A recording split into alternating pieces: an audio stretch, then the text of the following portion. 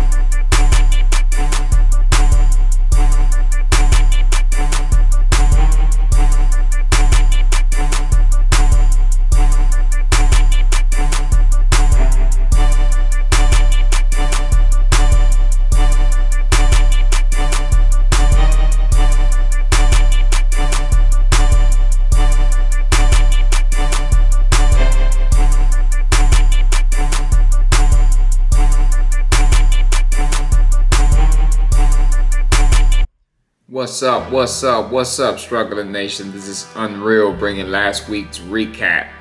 So last week I made around a little over $1,400 profit. Before the week was up, I ended up giving all that profit back to end the week, pretty much breaking even. A few bucks in the positive. Stayed in the green, but nothing to talk about. Not gonna go over last week's recap as far as breaking down the screen to you all. Feel like I've done that enough. I got something new that I'm working on. Hopefully I'll be ready to shoot. Probably be a couple of weeks. So made the biggest mistake as a new trader. Pretty sure you all are gonna do the same mistake, and I should know better. I have enough time in the market where I should have been able to catch myself, but you're only limited to 3 trades a week if your account is under the $25,000 limit. So not paying attention. I made 4 trades last week and my account was locked. I'll show you a picture of what that looks like for those that haven't experienced that. I'm gonna show you exactly what it looked like on Thinkorswim. Other platforms, pretty much the same thing, just a warning indicating that per regulations, because you are under the amount of the 25K, your account is restricted from day trading for 90 days. So pretty much that's just the gist of it. You can still trade, you just can't buy and sell that day. You could do it one more time, but all you're gonna do is open yourself up to more restrictions. You don't want to do that. So when that happens, you kind of want to ease up, or if you're able to put the 25K in there, if you feel like you can comfortably trade that money without losing, then you can do that. I won't recommend you do that if you're not comfortable trading, if you're not comfortable with strategies and everything else that comes along with trading. Don't do that. Remember, I'm not a financial advisor. I'm just average Joe trying to learn a new skill so I can take advantage of my time. That's it. So little bit breakdown of what happened. So a little breakdown of what happened last week. So usually I'm more detailed as far as knowing when I get in the trade and when I get out. I write it down, I keep a note of it. Last week I kind of lost track of that. Just a dumb mistake on my end. Made that 4th trade. When I went to trade today, Monday, what are we? The 16th.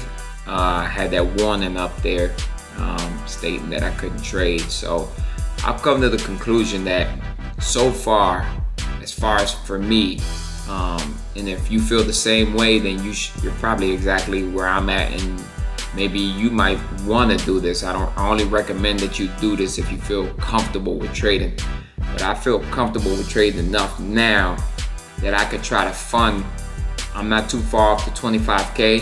I'm gonna try to go ahead and fully fund my account to keep the restrictions off me. Because what's happening is, as a new trader and as an experienced trader, and watching the market every single day, from before when it opens till after it closes late into the day. I'm watching the market even before I go to sleep, watching to see what I'm going to do the next day.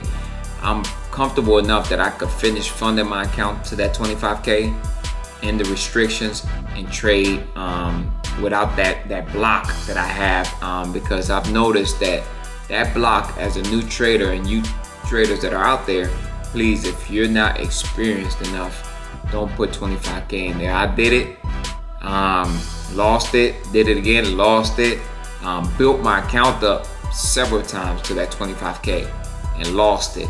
And that was just because I just wasn't homing in on my skills, and I wasn't sticking to my 3 rules that I stick to today. But I'm going to fully fund it now.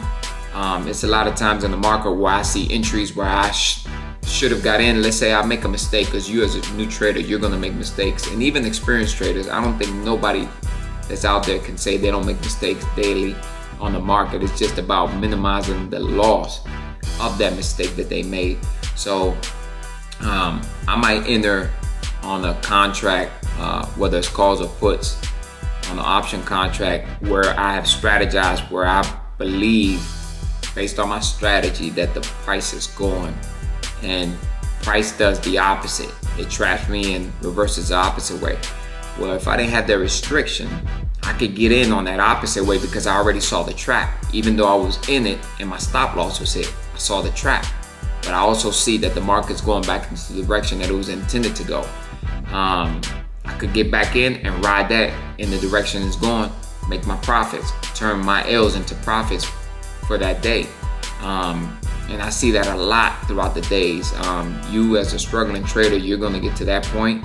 And I feel like any struggling trader that's out there, new trader that's out there, that have dedicated the time and the research and the training that you need to try to obtain the skill to trade at that level.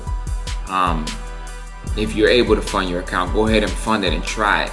See, I'm gonna fund it and try it this go around, because I'm confident in my skills. Like I said, this happens to me all day, every day, at least 3-4 times a day, where I could get in and hit the market going up and hit the market going down. But if I've already made my trade for that week, can't get back in and make a trade. Or if I've already made my trade for that day, can't get back in and trade, just because I don't want to restrict my account. Even though I'm allowed 3 trades, and if it's early in the week, let's say Monday, I get in the trade, and then I see a trade playing out in my favor after I've already made that trade on Monday, I don't get back in and make another trade. I did recommend to you all that you could use 2 platforms. There's other platforms I should have tried, Webull, Tastyworks, a lot of other platforms that are out there, but I didn't want to jump out there yet.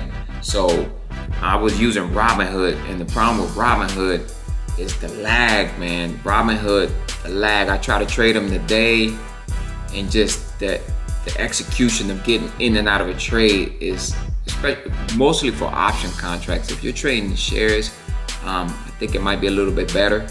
But trading option contracts with Robinhood, there's some people out there that are very skilled, and they know, dealing with Robinhood, how to get in and out of those trades, based on them dealing with the fact that they just lag behind so much.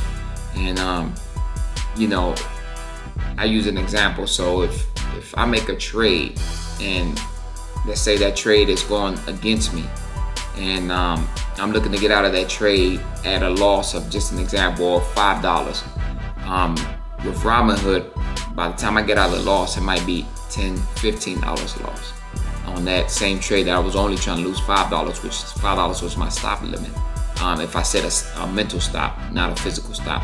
And that's just the lag that Robinhood has. Like I said, it's a great platform for beginners that don't know too much, just want to get their feet wet.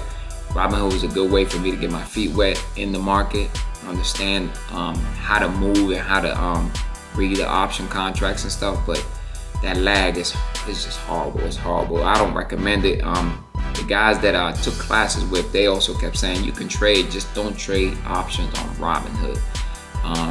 Robinhood is more a long-term account. If you're looking to just want to get in and buy something low and just hold it, great place for that. Accounts for your kids, your spouse, whoever, great accounts. Great place to set up an account, Robinhood. But to trade options, like I said, I try to trade them today, and then that lag, man, it just kind of pissed me off. I felt like I just pretty much wasted my time there. But Will I trade Robinhood again? Absolutely. Absolutely, I'll trade them again. Once my skill develops and gets stronger, then I'll go back and deal with Robinhood, because I'll be able to feel more comfortable with the lag, knowing that I'm more comfortable in my skill and my trading, that I can trade them. But I prefer to stay with Thinkorswim. They're just a better platform, quicker. The lag is, to me, is unnoticeable. I mean, they have, every platform has a lag. Everybody has a lag, but Thinkorswim is not, for me, it's not noticeable. Maybe the guys that have been trading for years, they'll notice it, but for me, it's not noticeable. It's just so quick. And now sometimes I have small lags, but it's very, very minimal. So that happened to me. They shut my account down. So I'm gonna still find some kind of research, some kind of educational videos to make during the time I fund my account, because like I said, I'm restricted for 90 days. I can still trade, but it have to be swing trades. But I'm gonna still find some kind of educational material to give you all and share with you all to help take your trading to the next level. Last week's recap, I swing traded from Friday the week before into Monday, thinking the market was possibly hitting a support that I had set up. Market didn't do what I wanted to, even though that day on Monday, market went down and then came up. But at that point, I already had sold because it hit my stop loss. So Monday, I only took a $253 loss. Call option, SPY. Y'all know I only trade SPY lately. I've only been trading SPY. I haven't traded the Qs. Took another trade on Tuesday. Made $860. That was a quick trade. I got in at 139. I was out of that trade at 147. Almost $1,000, y'all. That quick. Wednesday, took a trade. It was a bad trade. Option call, it was a bad trade I took. Set my stop loss too low. Ended up losing 670. Thursday, I took a trade.